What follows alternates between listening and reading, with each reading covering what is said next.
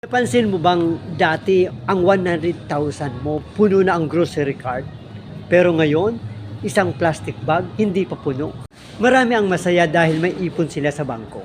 Pero habang tumatagal, tumataas ang presyo ng mga bilihin. Ang tanong, lumalaki rin ba ang halaga ng ipon mo? Ito ang epekto ng inflation.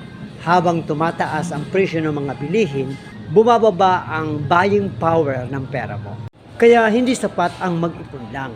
Kailangan matutong palaguin ang pera sa tamang paraan. Kaya kung gusto mong maprotektahan ang value ng pera mo laban sa inflation, i-follow mo ako at abangan ang susunod nating financial series. Kaya laging tatandaan, ang pisong iniipon mo, isang hakbang palapit sa iyong financial life na deserve mo.